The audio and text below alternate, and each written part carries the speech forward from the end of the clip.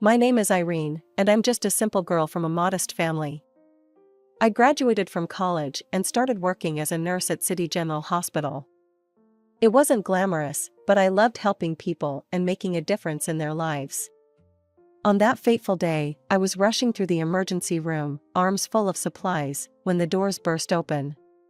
Two paramedics wheeled in a stretcher, and on it lay a man in a torn leather jacket and shattered motorcycle helmet. "What happened?" I asked, immediately setting down my load and moving to assist. "Rich boy on a fancy bike lost control," one of the paramedics grunted. "Hit a guardrail. Lucky his gear held up, or he'd be in worse shape." Dr. Thompson, the attending physician, hurried over. "Irene, I need your help here." We worked quickly, removing the man's protective gear and assessing his injuries. Despite the severity of the crash, he seemed to have escaped with only a broken arm and some nasty bruises. As we cut away his shirt, I couldn't help but notice his toned physique and the expensive watch on his wrist. Where am I?" the man groaned, regaining consciousness. "You're at City General," I told him softly. "You've been in an accident, but you're going to be okay." His eyes fluttered open, revealing startling blue irises. He looked at me, dazed, then managed a weak smile. "An angel," he mumbled, before passing out again. I felt my cheeks flush and quickly busied myself with preparing his drip. "Looks like you've got an admirer, Irene," Dr. Thompson chuckled. "This is Jake Thornton, son of Richard Thornton. You know, the guy who owns half the city?" Over the next few days, I found myself assigned to Jake's room more often than not. He was healing well, but his cocky attitude was beginning to grate on my nerves. "Hey, Nurse Angel," he'd call out whenever I entered. "Come to make my day brighter?" I'd roll my eyes, trying to hide my blush. "I'm here to check your vitals, Mr. Thornton. Nothing more." Despite his arrogance, there was something about Jake that intrigued me. He was more than just a rich boy with a pretty face. When he thought I wasn't looking, I'd catch him reading complex financial reports or speaking fluent Mandarin on his phone. On the day of his discharge, I felt an unexpected pang of sadness. I told myself it was ridiculous, he was just another patient, and an annoying one at that. "Well, Nurse Angel," Jake said as he gathered his things, "I guess this is goodbye." "Take care, Mr. Thornton," I replied professionally. "Try to stay off motorcycles for a while." A week after Jake's discharge, I was going about my usual routine at the hospital. It was a quiet afternoon, and I was updating patient charts at the nurse's station when I heard a familiar voice. "Excuse me, I'm looking for Nurse Angel. Have you seen her?" I looked up, startled to see Jake Thornton standing there, a bouquet of flowers in his hand and that cocky grin on his face. He was dressed in an expensive suit that probably cost more than my monthly salary. "Mr. Thornton," I said, feeling my cheeks warm. "What are you doing here? Is everything all right with your arm?" He chuckled. "Please, call me Jake. And my arm's fine, thanks to your excellent care. These are for you, by the way." He handed me the flowers. I accepted them awkwardly, aware of my coworkers' curious stares. "Thank you, but why?" "Because I'm asking you out on a date," he said bluntly. "And I'm hoping these might persuade you to say yes." Against my better judgment, I found myself nodding. "Okay, one dinner. But that's it." Jake's face lit up. "Great. I'll pick you up at 8. Wear something nice." As he strode out of the hospital, leaving me standing there with a bouquet of expensive flowers, I couldn't help but wonder what I'd just gotten myself into. That night, I agonized over what to wear. My closet was full of practical clothes for work, nothing suitable for a date with someone like Jake Thornton. I finally settled on a simple black dress, the only one I owned. At 8 o'clock sharp, a sleek black car pulled up outside my modest apartment building. Jake stepped out, looking like he'd just walked off a magazine cover in his tailored suit. "You look beautiful," he said, his eyes appreciative as he opened the car door for me. The restaurant he took me to was the kind of place I'd only ever seen in movies. Crystal chandeliers, soft piano music, waiters in tuxedos, it was all so overwhelming. "Relax," Jake said, noticing my discomfort. "It's just dinner." But it wasn't just dinner. It was the beginning of something I never could have anticipated. As we talked, I discovered that beneath his cocky exterior, Jake was intelligent, funny, and surprisingly down-to-earth. He told me about his work as a financial director in his father's company, and I found myself sharing stories about my life and my passion for nursing. "You know," Jake said as we were finishing dessert, "I've dated a lot of women, but I've never met anyone quite like you, Irene." I laughed. "I'm sure you say that to all the girls." "No," he said, his tone serious. "I mean it. You're real. Genuine. It's refreshing." As he drove me home that night, I realized that I was in dangerous territory. But when he kissed me goodnight, soft and sweet, all my reservations melted away. And as I watched his car disappear into the night, I knew that my life was never going to be the same again. The weeks that followed were like a dream. Jake and I started dating regularly, and I found myself falling harder for him with each passing day. But reality had a way of intruding on our fairy tale. The first time Jake took me to meet his parents, I knew immediately that they disapproved of me. "So, Irene," Jake's mother, Elizabeth Thornton, said coolly, "Jake tells us you're a nurse?" I nodded, trying to hide my nervousness. "Yes, at City General." "How quaint," she replied, her tone making it clear she thought it was anything but. Jake's father, Richard, barely looked up from his newspaper. "And your family? What do they do?" "My father's a retired police officer, and my mother's a teacher," I said proudly. Elizabeth exchanged a look with her husband that spoke volumes. It was clear they thought I wasn't good enough for their son. As we left that night, Jake squeezed my hand reassuringly. "Don't worry about them," he said. "They'll come around eventually." But I wasn't so sure. The disapproval of Jake's parents cast a shadow over our relationship, one that I couldn't quite shake. Despite this, Jake and I grew closer. He showered me with affection and gifts, taking me to places I'd only ever dreamed of. But I never felt comfortable in his world of wealth and privilege. I was always acutely aware of how different we were. One night, after a particularly lavish date, I confronted Jake about it. "Why me?" I asked. "You could have any woman you want. Someone from your world. Why choose a simple nurse?" Jake cupped my face in his hands. "Because you're real, Irene. You're not with me for my money or my name. You see me for who I really am." His words touched me deeply, and I pushed my doubts aside. I loved Jake, and he loved me. Wasn't that all that mattered? 6 months into our relationship, Jake proposed. It wasn't a grand, elaborate affair, just the two of us, on the rooftop of my apartment building under the stars. It was perfect. We decided on a simple ceremony, much to the dismay of Jake's parents. But Jake stood firm, insisting that it was our day, not theirs. As I walked down the aisle, seeing Jake's beaming face, I felt like my heart might burst with happiness. This was the beginning of our forever. After the wedding, we moved into Jake's luxury apartment. It was bigger than any place I'd ever lived, with a view of the city that took my breath away. "Welcome home, Mrs. Thornton," Jake said, scooping me up in his arms as we crossed the threshold. I giggled, still not used to my new name. "I love you, Mr. Thornton." Married life with Jake started off beautifully. We settled into a routine in our luxurious apartment, and I continued working part-time at the hospital. A few months after our wedding, I discovered I was pregnant. Jake was overjoyed when I told him the news. "We're going to be parents," he exclaimed, spinning me around in our living room. "I can't wait to meet our little one." The pregnancy was relatively easy, and 9 months later, I gave birth to a beautiful baby girl.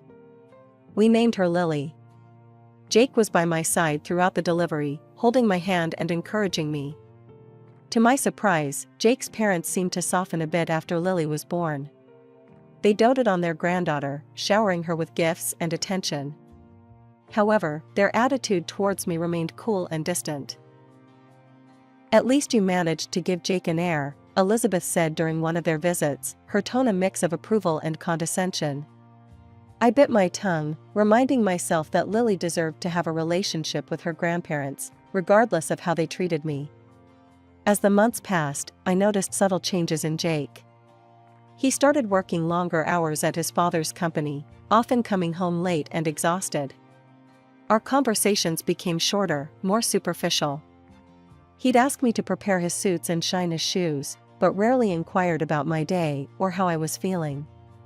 One evening, as I was putting Lily to bed, Jake came home later than usual. "Where have you been?" I asked, trying to keep the accusation out of my voice. "Working late," he replied tersely. "There's a big merger coming up. I need to be prepared." I nodded, unconvinced. "I made dinner. It's in the fridge if you want to heat it up." Jake waved his hand dismissively. "I already ate at the office." This became our new normal.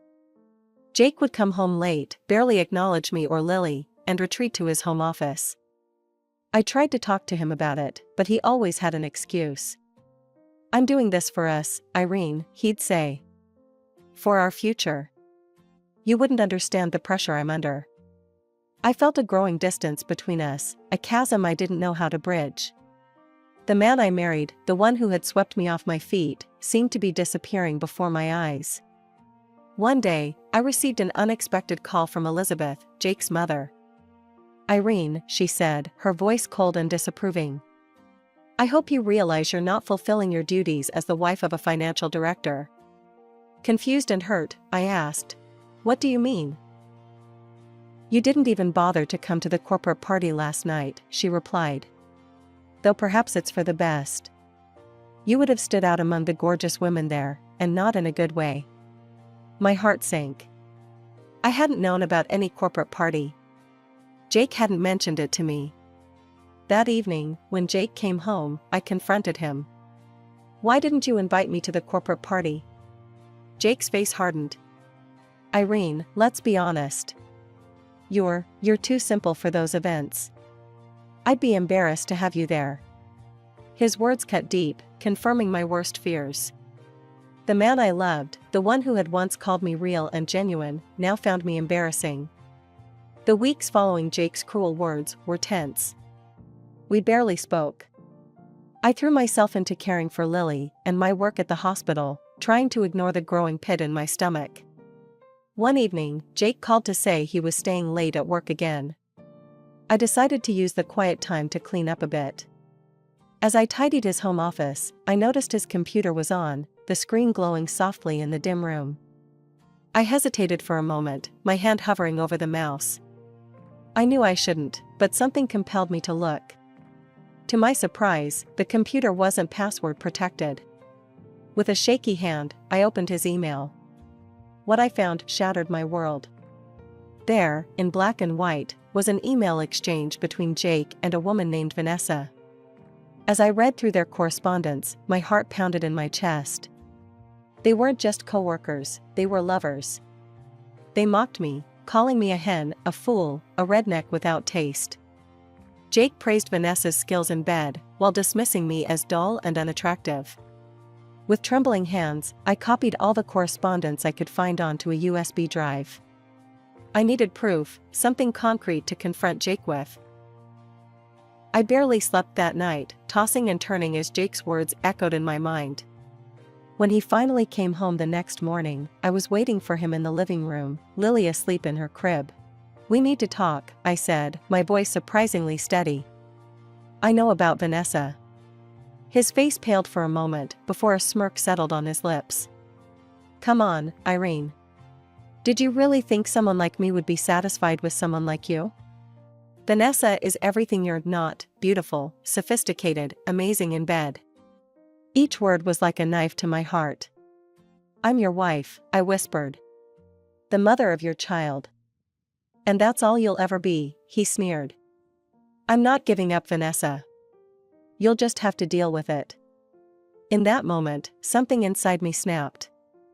"No," I said firmly. "I won't deal with it. This marriage is over, Jake." His smirk faltered. "You can't leave me. You have nowhere to go, no money of your own. I'd rather be poor and alone than stay with a cheating bastard like you, I spat. I rushed to Lily's room, scooped her up, and grabbed the pre-packed bag I'd prepared earlier. As I headed for the door, Jake called out. You'll regret this, Irene. I'll make sure of it. I turned to face him one last time. No, Jake. You're the one who's going to regret this. With those words, I walked out of our luxury apartment, my daughter in my arms and my heart in pieces. I didn't know what the future held, but I knew one thing for certain: I was done being Jake Thornton's fool. The taxi pulled up to my parents' modest home, and I felt a wave of relief wash over me. My mother opened the door before I could even knock, concern etched on her face. Irene, what's wrong, sweetheart? She asked, taking in my tear-stained face and Lily in my arms. Mom, I choked out, Jake, he's been cheating on me. My father appeared behind her, his expression hardening. That bastard, he muttered, ushering us inside. Over the next few hours, I poured out the whole sordid story to my parents. They were furious but supportive, insisting that Lily and I stay with them as long as we needed. But Jake wasn't content with just ending our marriage. He wanted to destroy me completely. I was served with court papers. He was suing for full custody of Lily, claiming I was an unfit mother. The allegations in the lawsuit made me sick. Jake painted me as unstable, neglectful, an alcoholic who cheated on him. Every word was a lie, but I knew how powerful the Thorntons were. My saving grace came in the form of the USB drive I'd taken from Jake's computer. In court, his smug expression faltered as my lawyer presented the evidence. The judge, a no-nonsense woman, saw right through his lies. In the end, I was granted primary custody of Lily, with Jake ordered to pay a hefty amount in child support and alimony. I thought that would be the end of it, but I was wrong. A few weeks later, as I was settling into life at my parents' house, a sleek car pulled up outside. Jake stepped out, followed by a stunning woman I assumed was Vanessa. I'm here to see my daughter, Jake demanded as I opened the door. Before I could respond, Vanessa pushed past me into the house. Her nose wrinkled as she looked around. My God, Jake, she said loudly, this place is like a homeless shelter. And these old people? They're practically worthless. I saw red. How dare she insult my parents, who had welcomed me with open arms when I had nowhere else to go? Get out, I hissed, my voice shaking with rage. Both of you, get out of my house right now. Jake's face twisted with anger. You can't keep me from my child, Irene. I'll take her from you, just wait and see. As I slammed the door in their faces, I knew this wasn't over. Jake and Vanessa wouldn't stop until they'd taken everything from me. I needed to fight back. That night, I called my father's old police buddy, now a private investigator, named Frank. I need dirt on Jake and his new girlfriend, I told him. Anything you can find. Frank's investigation yielded more than I could have imagined. Vanessa, it turned out, had a colorful past as an escort, living off rich men's money. But that wasn't all. She was currently embezzling from Jake's company and selling insider information to their competitors. Even more shocking, Frank uncovered evidence that Jake himself was far from innocent. He'd been siphoning money from the company into offshore accounts for years. I had the power to bring Jake and Vanessa's world crashing down around them. But I wouldn't act rashly. No, I would bide my time, waiting for the perfect moment to unleash this information for maximum impact. It was a quiet Tuesday afternoon when my phone rang. I was surprised to see Elizabeth Thornton's name on the caller ID. With some trepidation, I answered. Irene, Elizabeth's cold voice, came through the speaker. My birthday is next weekend. I expect Lily to be there. You may accompany her if you must. Before I could respond, she hung up. I stood there, phone in hand, a plan forming in my mind. This was the opportunity I'd been waiting for. As we approached the Thornton mansion, I took a deep breath, steeling myself for what was to come. Richard answered the door, his face a mask of polite indifference. Ah, Irene. And little Lily, come in. The room was filled with the Thorntons' high society friends, all giving me curious looks. I felt like a specimen under a microscope. Suddenly, the room fell silent as Jake entered, Vanessa on his arm. His face registered surprise at seeing me, quickly masked by a smug smile. "Everyone," he announced, "I'd like you to meet Vanessa, my fiancée and future wife." The room erupted in congratulations. Elizabeth and Richard fawned over Vanessa, showering her with compliments. "Oh, Jake," Elizabeth gushed, "Vanessa is simply wonderful. Such impeccable breeding and education. A much better match for you than, well." She glanced dismissively in my direction. I felt my cheeks burn with humiliation and anger. But now was not the time to lose control. I waited until the excitement died down, then slowly stood up. "I have something to say," I announced, my voice steady, despite my racing heart. I pulled out the folder from my purse and turned to address the room. "You all seem very impressed with Vanessa. But do you know who she really is?"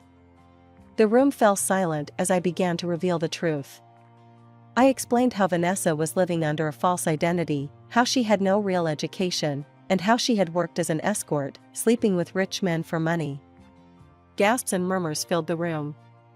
Vanessa's face had gone pale, while Jake looked like he might be sick. But I wasn't finished. "And that's not all," I continued. "Vanessa has been selling company secrets to your competitors. She's been embezzling money from the company accounts Jake so trustingly gave her access to." Richard Thornton's face had turned an alarming shade of red. "Is this true?" he thundered, turning to Jake and Vanessa. Before either could respond, I delivered the final blow. "And Jake? Jake has been transferring company funds to offshore accounts for years." The room erupted into chaos. Richard grabbed Vanessa by the arm, practically dragging her to the door. "Get out of my house, you deceitful witch," he roared. "I'll see you in court for this." He then rounded on Jake, his hand connecting with Jake's face in a resounding slap. "You're fired, you ungrateful scoundrel. How dare you steal from your own family?" In the midst of the pandemonium, I calmly picked up Lily and headed for the door. As I passed Jake, who was holding his reddened cheek, I paused. "I told you you'd regret this, Jake," I said softly. "Goodbye." In the weeks following the explosive revelation at Elizabeth's birthday party, my life took yet another unexpected turn. One afternoon, I received a call from Richard Thornton. "Irene," he said, his voice uncharacteristically hesitant, "Elizabeth and we'd like to speak with you. In person, if possible." Curious and slightly apprehensive, I agreed to meet them at a quiet cafe the next day. As I walked in, I saw them sitting at a corner table, looking older and more subdued than I'd ever seen them. "Irene," Elizabeth began as I sat down, "we owe you an apology. A big one." Richard nodded solemnly. "We misjudged you terribly. You saved our company, our reputation. We can never thank you enough." Over the next hour, we talked more openly than we ever had before. They shared their regrets, their shock at Jake's betrayal, and their hope for a fresh start. By the time we left the cafe, a tentative peace had been established between us. Life continued to evolve rapidly. Vanessa was arrested for fraud and embezzlement, facing not just a hefty fine but potential jail time. Jake, stripped of his position and his fancy apartment by his parents, left the state in disgrace. He would call occasionally to speak with Lily, but our interactions remained cold and distant. One day, Richard and Elizabeth invited me to their office. "We have something for you," Richard said, handing me an envelope. Inside was the deed to a small but lovely apartment in a nice part of town. "It's yours," Elizabeth explained. "A thank you for saving the company. And a new start for you and Lily." I was overwhelmed by their generosity. "I don't know what to say." "Say you'll accept it," Richard said warmly. "And there's more. We'd like to pay for your education. You mentioned once that you dreamed of becoming a doctor?" Tears welled up in my eyes. "A cardiologist, actually. But I never thought." "Now you can," Elizabeth smiled. Consider it an investment in our granddaughter's future. And so, at 30 years old, I found myself embarking on a new journey. Balancing single motherhood with medical school was challenging, but I was determined to succeed. Lily and I settled into our new apartment, building a life that was entirely our own.